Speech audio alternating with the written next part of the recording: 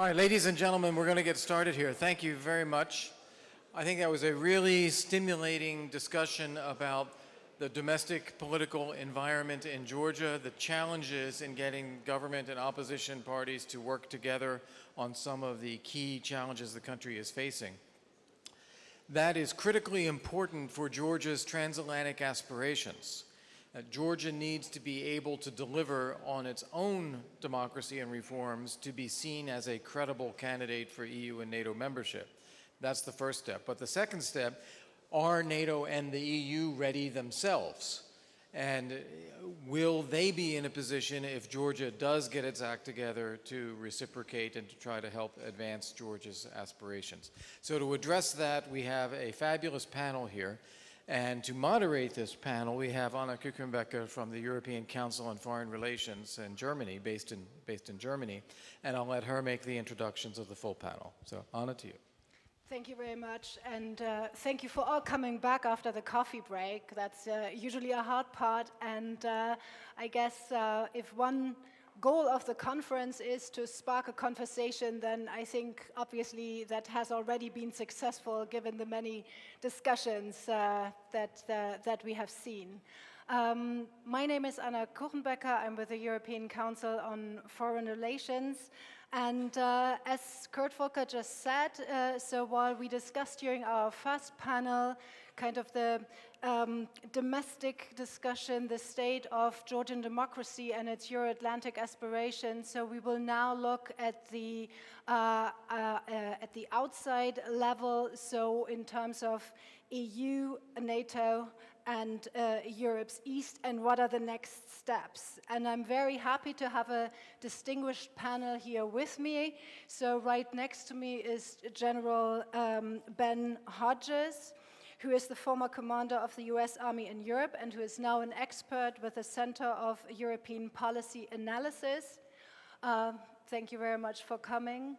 We are delighted to have with us the Minister of Foreign Affairs of Georgia, David Zalkaliani. And then a warm welcome to Jean-Christophe Belliard, Deputy Secretary General for Political Affairs of the European External Action Service, and then British Ambassador to Georgia, Justin Mackenzie-Smith, and last but not least, Batu Kotelia, who used to be an ambassador, who is now the Vice President of the Atlantic Council of Georgia, a next generation leader, a fellow at the McCain Institute, and who held several positions within the Georgian government. So thank you all for coming. So we are going to discuss next steps for NATO, the EU, which is a broad topic, but we will take stock and take a look where we are and what the steps are ahead. So what we have is a promise that Georgia will join NATO, as declared at the Bucharest summit in 2008, and just recently confirmed by Jens Stoltenberg when he attended a joint NATO-Georgia military exercise here in March, where he repeated that Georgia will be invited to join NATO. But what we don't have is a timeline and a clear understanding of the next steps.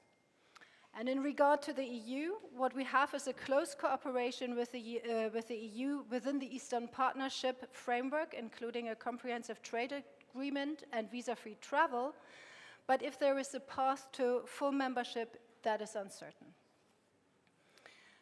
So let us start with NATO and the perspective of membership. So it has been more than 10 years since Russian forces invaded Georgia, occupying the regions of Abkhazia and South Ossetia, and it has been more than 10 years since NATO agreed Georgia will eventually join the alliance. And in 2011, Georgia became an aspirant country, but it's still not a NATO member. So let me turn directly to you, General Hodges. So what are the obstacles, and what has to happen, and why hasn't it happened so far? Well, certainly, Georgia should be a member of the alliance right now. They should have already been brought into NATO I actually believe that not only would Georgian security increase, I think the stability in the strategically vital Black Sea region would improve with Georgian membership. You hear some say, oh, there's no way we could bring Georgia in because Russia occupies part of the country. That's a false argument. 1/3 of Germany was occupied by the Soviet Union when West Germany was brought into NATO. So I think that we could dispense with that claim. Some people would say, well, how would we defend Georgia? Because on day one, the Russians would attack.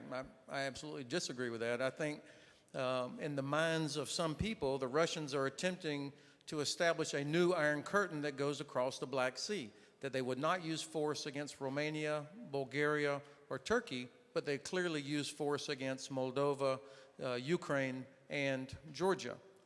By shifting this virtual Iron Curtain that Russia is trying to establish, I think Georgian security actually goes up, and the chance of Russia using force against Georgia actually would go down, and we would see less of this borderization that goes on. Now, this is not a simple administrative act, obviously. The continued efforts by the United States with Georgia in the GDRP, but also NATO's substantial package of the work that needs to continue to be done to help build up Georgian resilience and defensive capabilities is an important part of this. But there's also got to be by the alliance, increased commitment in the greater Black Sea region. We can achieve sea control in the Baltic Sea on day one. You have all NATO countries and 2 friendly countries around the Baltic Sea, and we control entrance into the Baltic Sea. The Black Sea, Turkey is so important for us, and we've got to make sure that we do not, despite the challenges, that we do not ruin this relationship with a strategically important ally. That's important for Georgia. And then the third point to all of this, what underpins it, is cohesion. The center of gravity of the alliance is cohesion. If Russia believes that there is a crack, that the United States might not actually defend Montenegro, or that any other member of the alliance might not actually come to the defense of a member that's attacked, then the risk goes way up. So I think the burden is on the President of the United States to remove all doubt about American commitment, and other leaders of the alliance need to do the same thing. And let me press you one more on that. How likely do you think is that the President of the United States will remove those obstacles? And do you think that there is, can we anticipate a certain timeline to that? Well, for sure, it's challenging.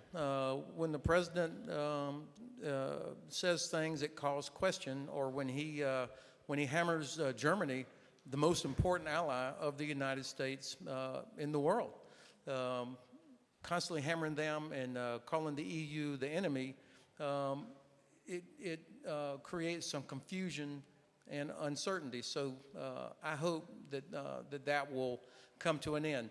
Still, in fairness, to put it in context, under this administration, everything that President Obama had promised at the Warsaw Summit has been delivered under this administration, and there's actually been an increase in the number of U.S. troops in Europe, to include in Germany. So implementation of the policy, frankly, is better than the tweets and what is said. But I would also say, I'm glad you asked this, the Constitution of the United States, there are 300 million Americans, and by design, the Congress has a hugely important role.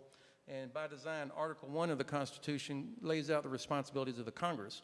So the Congress has stepped up and taken a greater role in this. And so that's why I feel very confident that we will get this right. Thank you. And I cannot resist pressing you one more, because when you think that the power of deterrence is very much a psychological thing, when we then look what President Trump, how he has sowed doubts, so isn't this all undermining, the capabilities of NATO on a psychological level, which is very important? Well, the fact that there's a question is unhelpful. There's no doubt about that. But I would say at the professional level, when General Breedlove was Supreme Allied Commander, and then General Scaparrotti, now General Walters, I mean, people know that the United States is there. American men and women in uniform, as well as our public servants, we are there. And I don't think anybody in any of these countries doubts for a second that the United States will show up. My worry is that if the president or anybody in the administration starts talking in almost contractual terms, well, you know, if you're not paying your 2% or whatever, I think the risk that Russia makes a terrible miscalculation goes up. That's why this is dangerous. I don't think there's not a thread of a chance that the United States will not show up, even before an Article 5 determination. But the chance that the Russians might make a terrible miscalculation is why this is dangerous. I do think that the alliance needs to take a more sophisticated approach to burden sharing and stop focusing just on the 2%. Now, I can't defend Germany and Norway and Canada and other wealthy countries not doing more, for sure, but Germany's value to the alliance is more than just, you know, how many Leopard tanks they have. Thank you.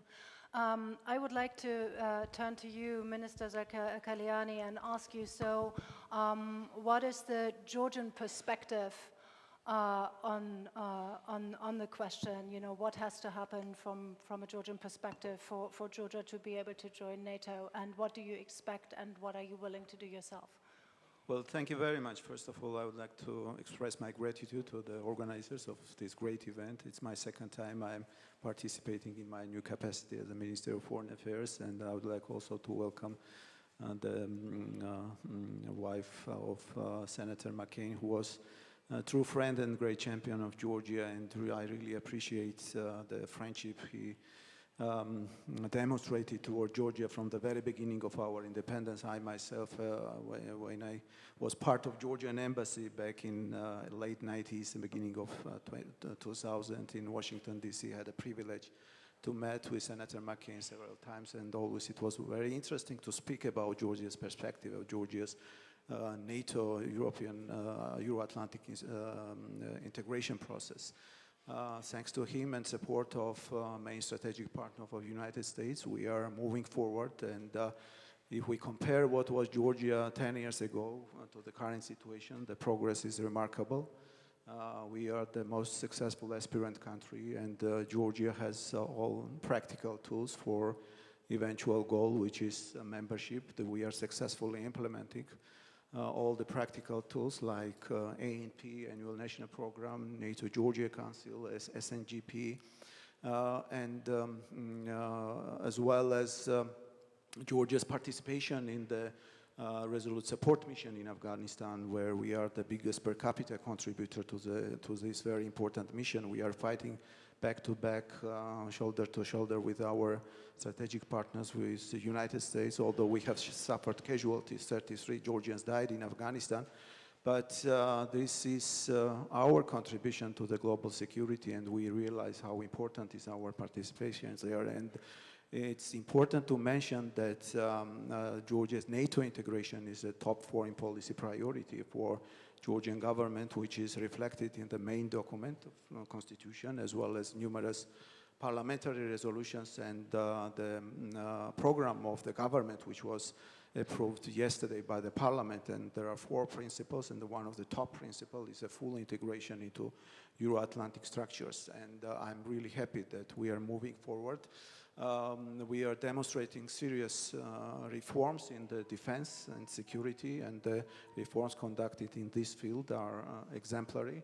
The recent decisions by the Brussels summit, where we had an opportunity to have a separate meeting on Georgia and Ukraine at the summit level. It was an important achievement, and the document which was adopted substantially, it speaks about this progress, and also it brings new dimension to our integration process, which you have already mentioned, Black Sea security. We have managed to reflect in this document several concrete elements which we want to translate into practical dimension. Even on the burden sharing issue, we are fully committed to the NATO standards, the 2% GDP, as well 20% on major military acquisition. And I believe all of this requires the proper assessment, evaluation, and response from our NATO allies. And we want to reflect all this progress in the upcoming ministerial meetings. By the way, this year was also unprecedented for the NATO-Georgia cooperation because we have hosted NATO Secretary General in Georgia, we have hosted military committee in Georgia, the big military exercise, NATO military exercise, which took place in March, and also recently the US-Georgia military exercise. And it was first time when the command of the NATO operation and exercise was trusted to a partner country, and it was Georgia, and we are really proud of this. So I believe that in future we have to continue, despite the fact that there is reluctance from some countries, skeptic countries, I would say so, with regard of moving Georgia towards its final goal, which is membership, which will not discourage us. We have to continue our bilateral agenda and bilateral defense and security cooperation with NATO allies, and first of all with the United States, which I can say is really exemplary. The Memorandum of Understanding on Defense and Security, which was signed with the previous administration, and it was implemented very successfully with the current administration, and we want to expand this cooperation, and we want to go beyond this Memorandum of Understanding on Defense and Security, which increases our defense capabilities, which increases our resilience.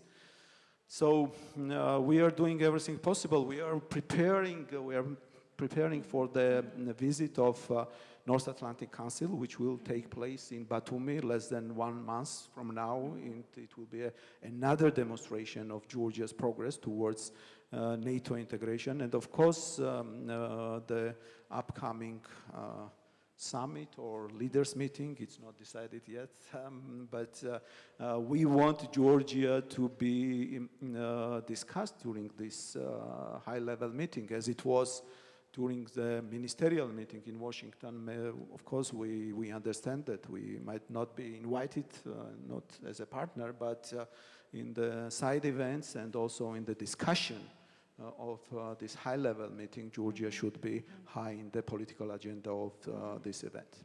Okay, thank you. So in short, what would be the two major steps, the one on the NATO side, the one on the Georgian side, that you expect to happen this year? First, we want to reflect the progress Georgia has on the NATO membership. And second, as I have mentioned, we realize that the current situation within NATO, that there is no consensus for the time being on the enlargement process.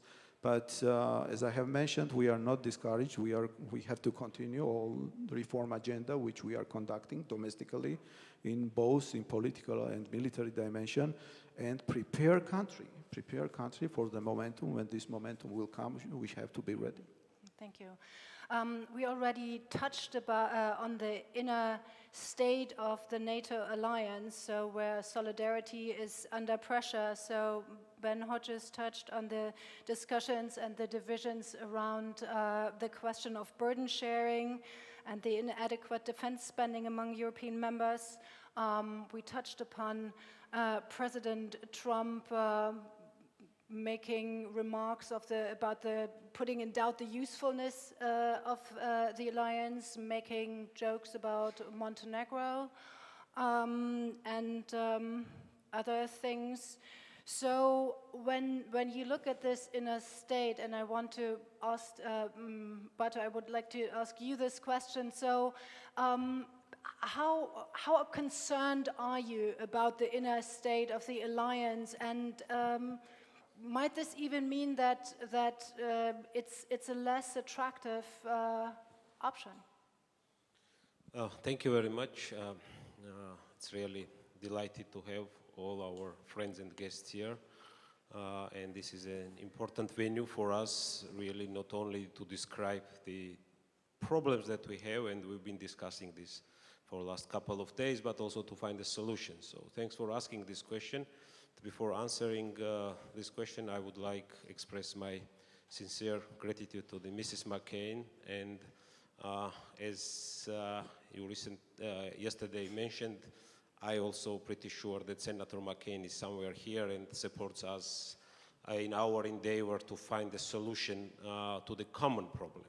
And I mean, the problem that Georgia faces right now, it's not unique that the problem other democracies, whether it's in Eastern Europe or in the Western Europe, United States are facing.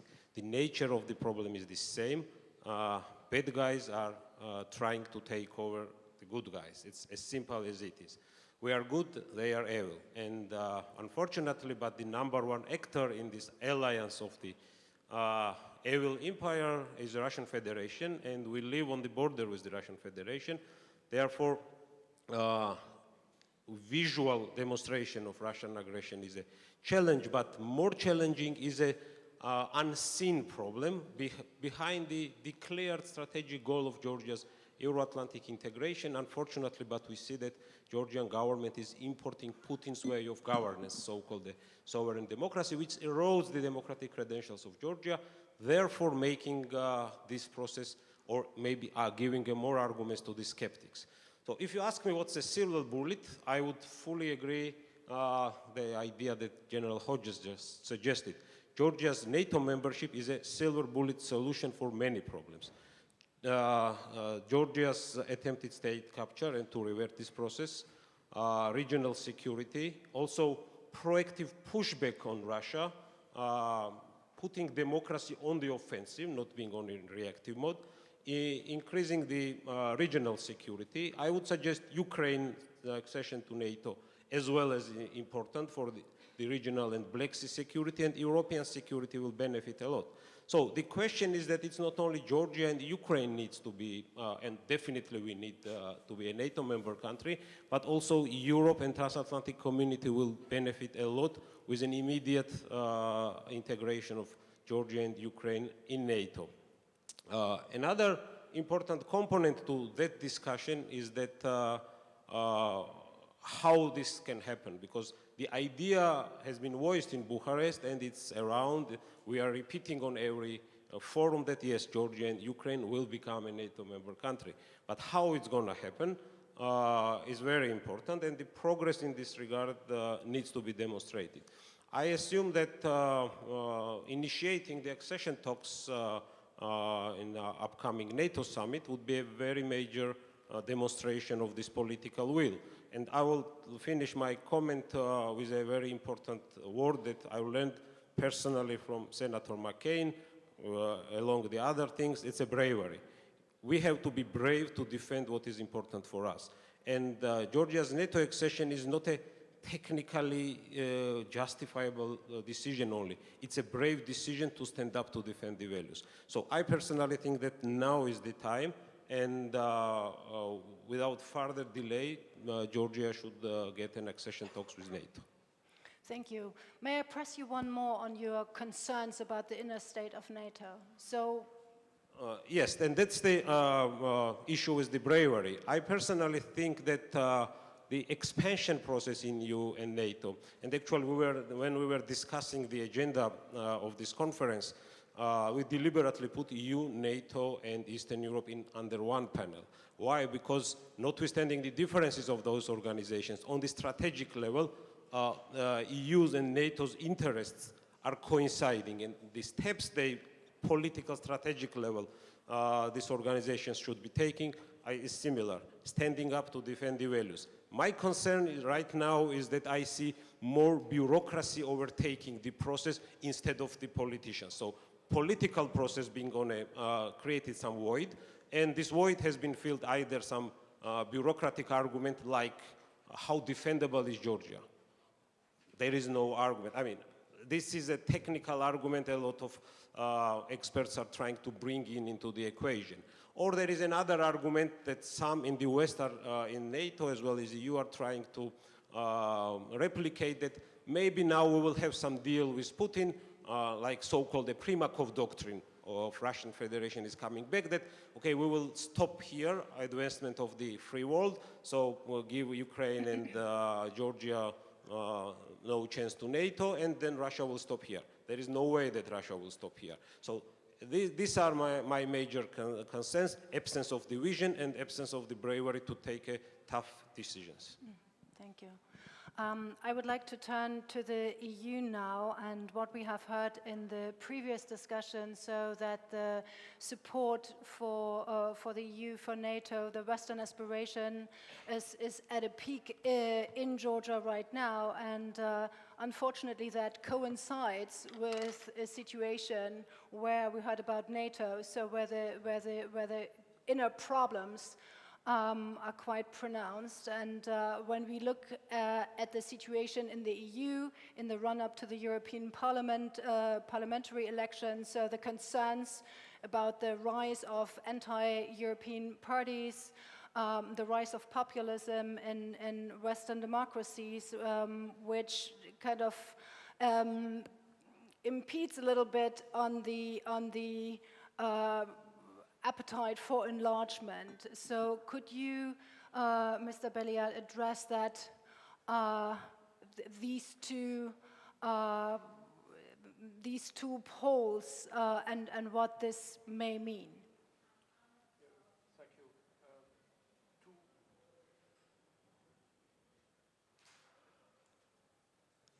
you. It's good to have a minister besides you. 2 points. First, before I answer your question, I want you, Madam, to know that, of course, in Europe, we respected John McCain as a man. We respected his life, his principle, and his moderation.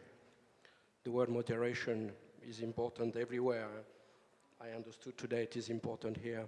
Second point, good to be here. I think it was important to have the EU here, and let us be very clear, USA and EU, we agree on 90% of the files.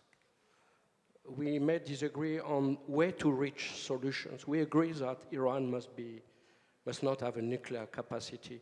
We may disagree on the methodology, but the last G7 ministerial and the last G7 summit, we agree on many things. And we agree on Georgia. I totally agree with all what has been said by the American colleagues today on Georgia, on territorial integrity, on sovereignty, of independence, on the necessity for moderation and the necessity for reforms. We are totally on par with the American colleagues. And it's good for your country to know about this. The worst would be us going this way and America going that way. It's not happening. We are in a particular moment in Europe, but I think we had very good European elections. This election was about the pertinence of the EU. The question was, is EU the answer or is EU the problem? And I think the answer by voters was very clear. EU is the answer. We are going to have, I think, a very strong, a very political commission. We have transition in some of our very important member states. We have to swallow and digest the Brexit story. Nobody knows how it will come to end that. up. We also are in the process. In October, we'll open accession talks with probably one country for the Balkan, Northern Macedonia. We are busy with the Balkans. And by the way, it's very interesting, I have the impression that Georgia is doing in advance what we are asking for the future to the Balkan to do. With them, we start to open accession talks, and then we open chapters. With Georgia, we are already opening chapters because we are already pushing for reforms in different fields. With Georgia, we had something exceptional. Some months ago, we had the full government of Georgia going to Brussels and meeting the whole commission. And then we developed de facto cooperation in concrete fields. I would not be surprised to see what we have done in the Balkan, to have a roaming with Georgia. It is technical, but it is first political. The association agreement was mentioned, the free trade agreement was mentioned. I think the free trade agreement is delivering, could deliver more. It's linked to the question of diversification of the economy, and that your country looks this way, not that way. We even have an ongoing discussion with Abkhazia so that they could benefit from the Georgian FTA, so that the commercial flux will go that way. It's a difficult discussion, but if you look at the figures, the investments, the trade, EU is there. We must do more. We will continue to do more. We are also here in the field of security. The EUMM is there. 200 of our people there at the line. We are fully behind the territorial integrity of this country. You mentioned your country participation in NATO operation Afghanistan. I could mention the exceptional participation of your country to a ESDP operation in Republic of Central Africa. And I would tell you, Republic of Central Africa is not Club Med, but you were there, and you did a great job, and you were the second contingent, second. So this is, I think, where we are.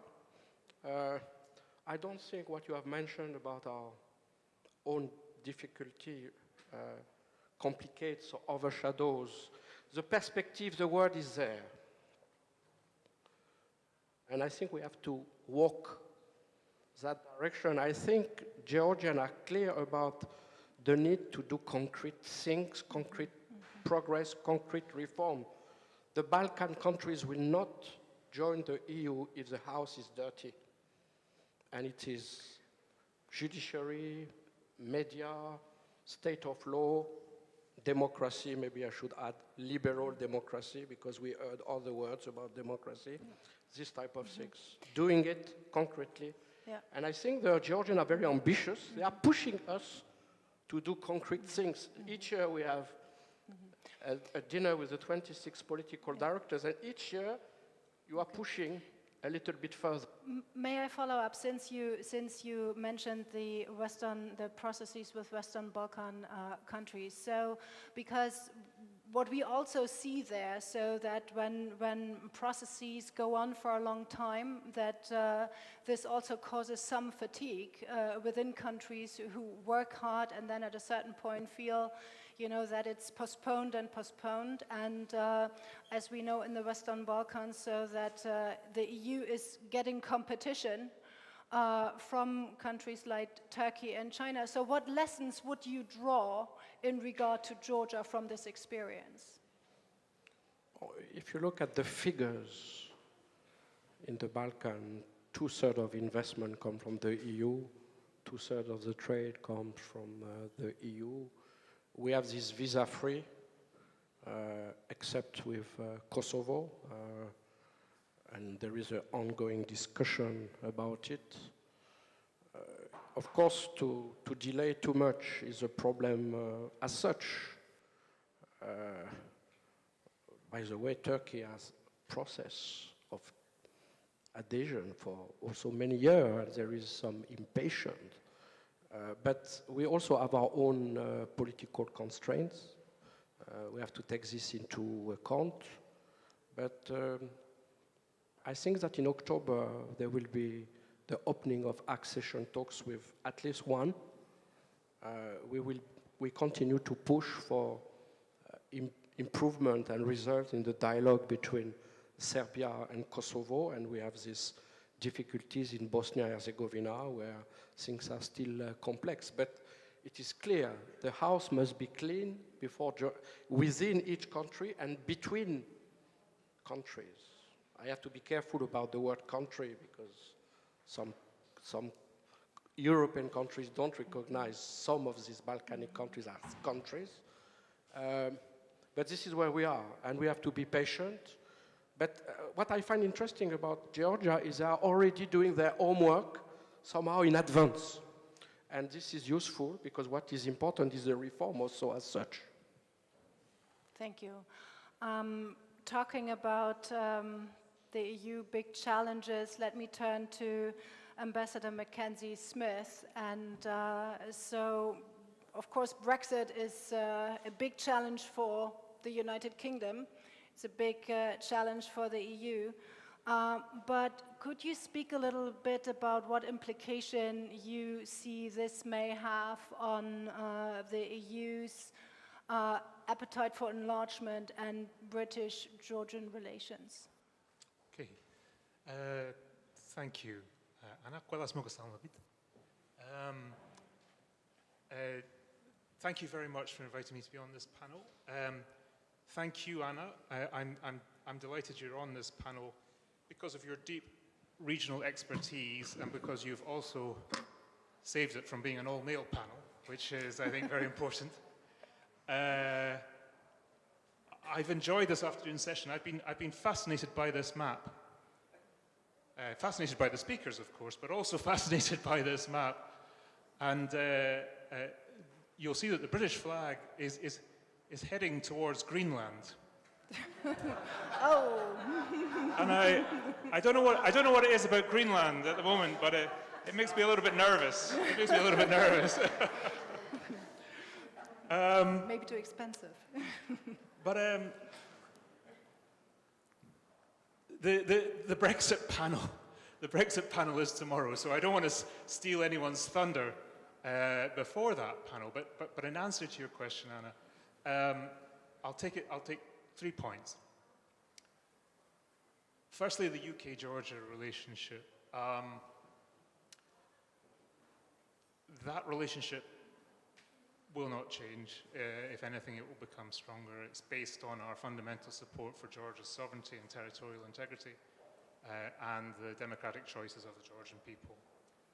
We are in discussions with the government of Georgia on a new bilateral agreement, which will take effect after our departure from the European Union, including a deep and comprehensive trade agreement, which will be the framework for that future relationship. So I'm very confident about the future UK-Georgia relationship. The second part is about our support for Georgia with the European Union. I also predict that is going to continue. I mean, in some ways, it's actually one of the least controversial aspects of Brexit. I really haven't heard much over the last 3 years which suggests to me that British-European Union approaches to key foreign and security policy issues are diverging or are likely to diverge in the near future. So our support for Georgia's democratic processes, reform process will continue, just as I know the European Union's support for those processes will continue. There's a great commonality of interest there. Our support for Georgia's territorial integrity and sovereignty will continue. And what I would love to find is a mechanism which allows the UK to continue its long-standing involvement with the EU monitoring mission, for example. That's something for the future. But the UK has been one of the central players in that mission for the last 10 years. So I would love that to be a possibility. But then the last thing I'll say is not so much involving Georgia, but involving the UK and the EU. And as I said, I think this is not controversial. I think once the UK's departure is resolved, one way or the other, the question of our future relationship, I think, is a positive one, particularly on these issues of foreign and security policy.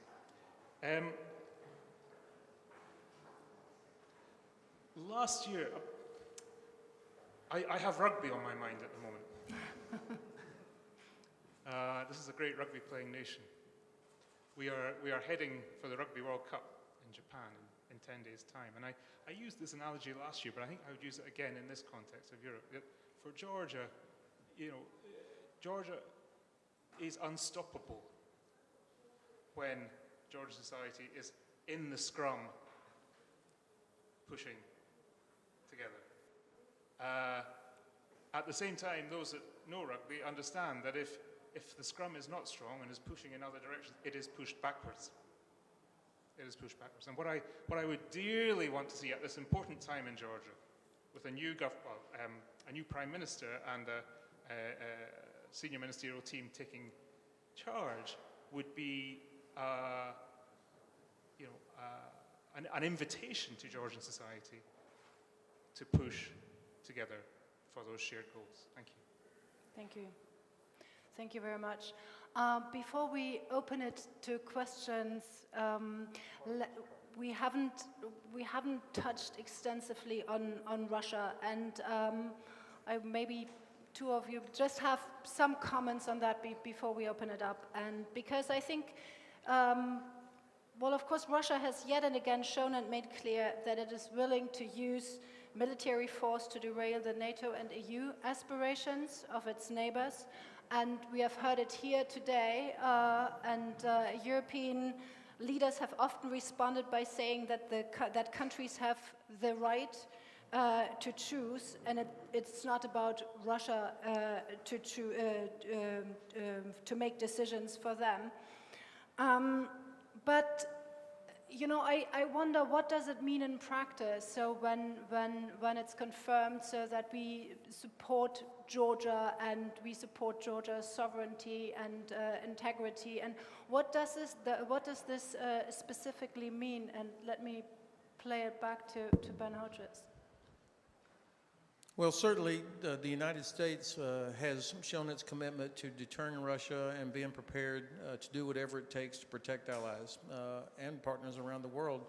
The amount of money that we have spent over the last 70 years as a member of NATO is in the amount of troops that we've had deployed and what we've done. That's an indicator of will and commitment, no matter which party was in power in Congress or had the White House. I think it's the alliance, all of us have got to be clear-eyed about the Russian threat. That doesn't mean that we don't want to talk with them. They're in a great country, the history and culture, and we need them as a partner. But there's no way that we should be rewarding bad behavior by letting them back into institutions such as the G7, making it the G8 again, when they've done nothing to earn that. The aggression against Ukraine, the occupation of 20% of Georgia, the almost 2,000 troops that are sitting in Transnistria, and everything else that they're doing to weaponize the northern trade route as the polar ice cap changes. These are all indicators. The safest part of Russia's frontier is the part that runs from Norway, Finland, down to Georgia. That's the one part of their frontier from which they face no threat, no invasion, nobody. But yet that's where they have most of their military. And it's because this is all about regime survival and generating an external threat to take people's minds off of the terrible conditions that exist inside the Russian Federation under this regime. So if we stick together and keep focused on that real threat, keep pressure on them, I love the scrum analogy, sticking together, then we can in fact help bring Russia back into as a responsible member of the international community.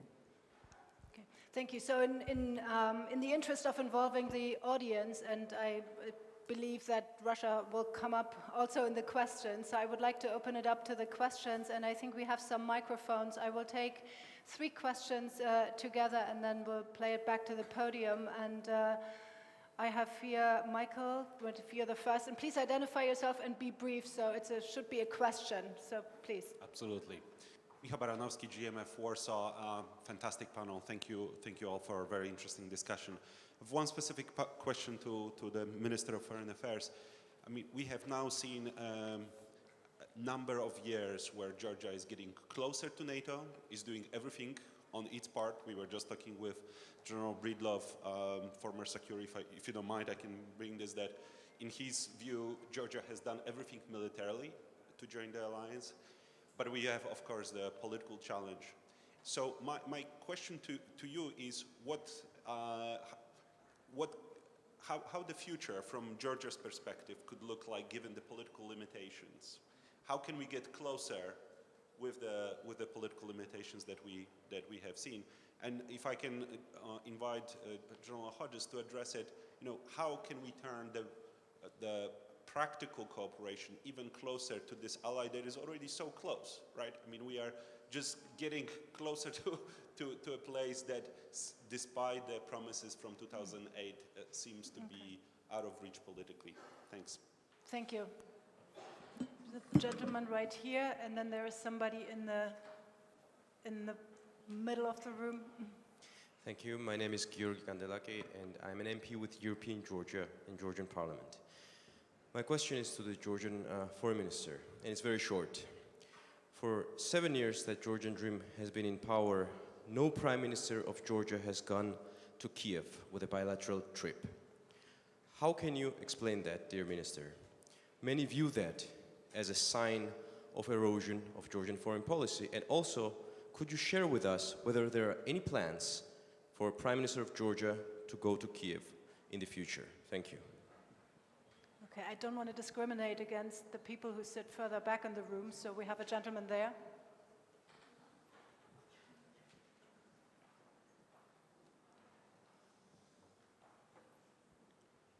Thank you. My name is George Luminadze. I'm representing NGO Free Market. So I have a question to everyone about visa-free travel with the United States. And I don't know whether our government is working on that. We already have visa-free travel with EU countries, but it would be very good to have like kind of waiver program, I guess it's called properly, with the United States. As far as I understand, there are 3 issues which should be solved in order to have this granted. So the first is sharing intelligence with the United States. I don't know whether Ministry of Foreign Affairs is working on that. The second is providing the same privileges to the US citizens. Again, I don't know, US citizens need the visas to enter Georgia because it should be very easy to solve. We have this visa-free travel with Russian citizens, so I don't know why we should not have it with US citizens. And finally, non-immigrant visa refusal rate should be maintained at less than 3%. So it's kind of catch-22 situation here because unless we... how we can achieve this goal, and it will be, again, very important to have close relationship with the United States. Thank you, sir. Thank you. Okay, so let's bring this back to the panel, and then we have probably time for another round. So I think the first question was directed to you, Minister. Of course, thank you for the question about the NATO political context. Of course, we are working, as I have mentioned, in all directions with the NATO on the membership issue, including conducting the reforms in the defense and security, as well as political dimension, which was an important dimension. And we realize that all the political reforms, which is priority in our domestic agenda, is inclusive part of the Georgia's EU and the NATO integration process. So we are constantly working on this. We are constantly talking with our NATO allies. So I believe that this process is constantly going on, and we have to ensure, including with the new government and the composition of the new government, the continuation of these reforms in all directions. So I believe that this will be the case in future in order to eliminate all the question marks about this political context of the NATO-Georgia integration process. As to the question coming from a colleague from the opposition party, Georgi Kandelaki, first of all, I can tell you, Georgi, that it's not true that no Georgian prime minister was in Ukraine. It was Prime Minister Kvirikashvili who visited Ukraine. I remember it was 2015 or 2016. So, and there was a bilateral meeting also for the former prime minister during the Munich Security Conference, and I had several meetings with my colleagues as well, and it was also a visit of president recently to Ukraine with the new president as well. So there was several meetings of the former president with our Ukrainian colleagues. I have recently called and congratulated the new colleague and the new recently appointed foreign minister of Ukraine. Also, definitely this is in our agenda of foreign visits with the new Georgian Prime Minister to visit Ukraine, and myself as well. I'm planning to go to Kiev, and the nearest opportunity for us will be the UN General Assembly, where in the margins of the UN General Assembly, of course, we'll have bilateral meeting as well as we'll meet in other formats like Guam and other formats which we are using for cooperation with our strategic partner, Ukraine. At the same time, we have established the similar strategic communication framework as we have with all our strategic partners like United States, the strategic charter meeting, as well as UK, the wardrobe dialogue. We have already established the same framework with our Ukrainian colleagues. So I believe that cooperation with Ukraine will be priority for new Georgian government as well. And the third question was with regard of the visa-free travel with United States. With the United States. We have the most simplified visa regime with United States, and this is always discussed. The process of implementation of the visa-free movement is constantly discussed within the Georgia-US Strategic Charter meeting, within the Democracy Working Group, as well as the People-to-People Working Group. So there are no difficulties, no, there are no problems, and I believe that time will come when there will be no visa requirement for Georgian citizens as we have with European Union, not the visa-free movement to the Schengen countries. Thank you. I think we have time for two quick questions. So we have the lady here in the second row, and okay, I'll give it to you then. Okay, so Ms. Ambassador. Thank you very much. My question is very quick. I just had been reading on the Twitter about 15 minutes that there was a French foreign minister making a declaration regarding that they have to reduce the tensions with Russia. Now, coming after the end of August 25th, the summit at G7, and this issue of inviting Russia back to the summit, what will be your views about these developments? What sort of signal does it give to Russia?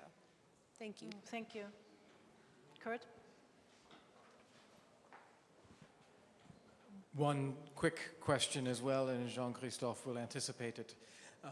If Georgia and Ukraine or Moldova, others, are the best performers, if they get their act together on democracy, economy, contributions to your Atlantic community, are they seriously considered for real membership? Is this something that Europe contemplates?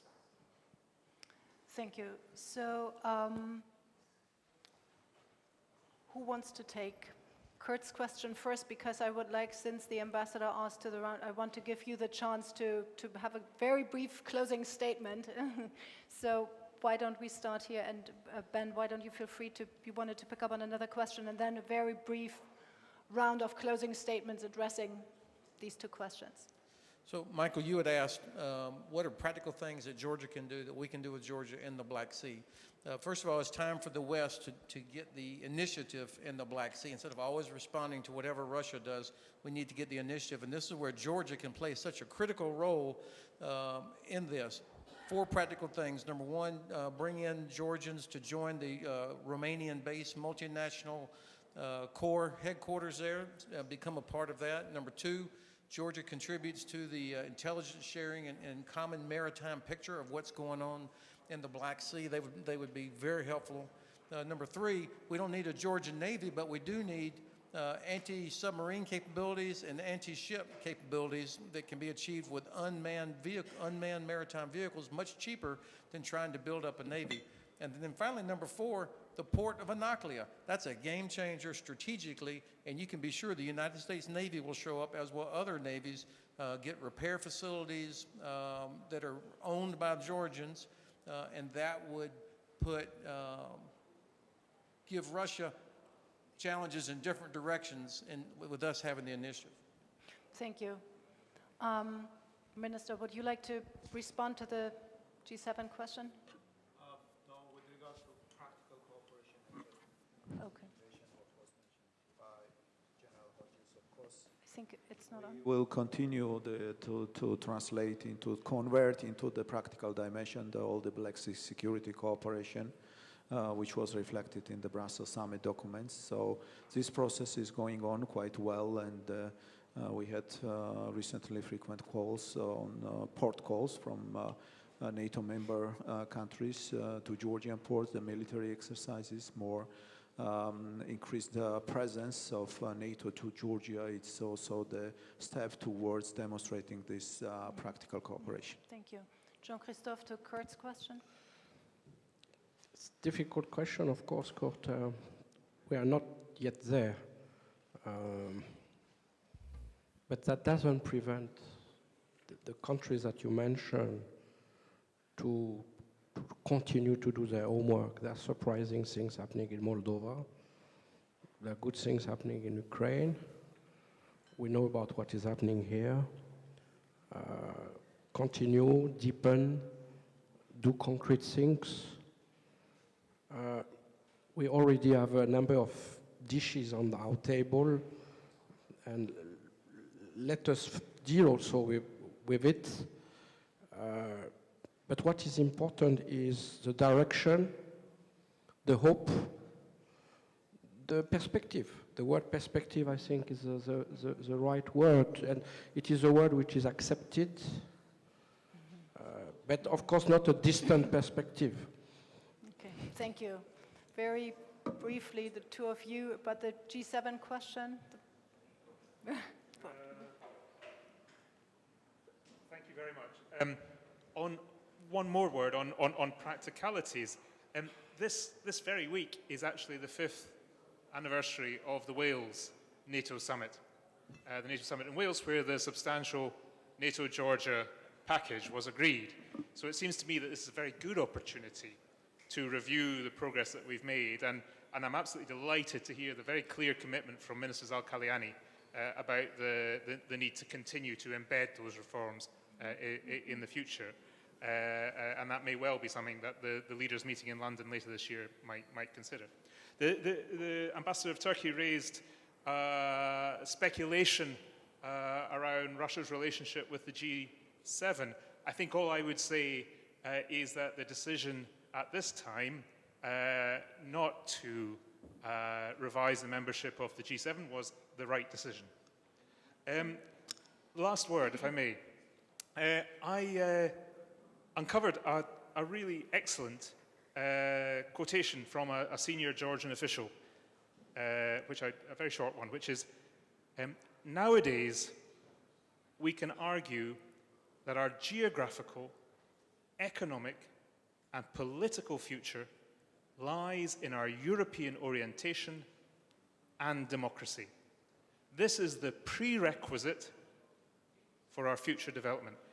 Very clear, very simple. But what I really like about this statement is it's 100 years old. It's a statement made by one of David's illustrious predecessors as Foreign Minister, Akaki Chikankeli. And it reflects the depth of commitment to those European goals throughout Georgian Thank society. you. That's almost a closing sentence, but I still want to, so final sentence too. Yeah, I definitely would like to comment on this. Actually, the person Justin just quoted, he was forced to leave the country because of the Soviet occupation. And we definitely really do not want this history returning or coming back to us again. And there is a peculiar momentum in Europe. I really like the word perspective that Jean-Christophe mentioned. I hope we will nail down this phrase in our bilateral communication in every format with the European Union. It means a lot. It's not an empty word. Your question, Ambassador, about how Russia will perceive. First of all, it's important to see how Georgians, Ukrainians, Moldovans will perceive, Eastern Europeans, Baltic countries, Poles will perceive this type of approach. That is the most important. But how Russia will translate it, we've seen in 2008, when Georgia and Ukraine did not get map, Russia interpreted it as a green light, invaded in Georgia and Ukraine. So again, let's not let the history repeat, because we are much wiser than middle-ranking KGB officers sitting in Kremlin right now. And I would like to finish with one rhetorical question, mostly to the Justin. So how do you think? Brief. It's very brief. Very brief. Since you mentioned the rugby theme, it's very important. So how do you think, what will come first? Georgia's NATO membership or Georgia in the Six Nations? Okay. Well, that's the $1 million question. So I'm glad to say the conference is not over, so we will have ample time to continue the discussions. But please join me in thanking our panelists for a good discussion.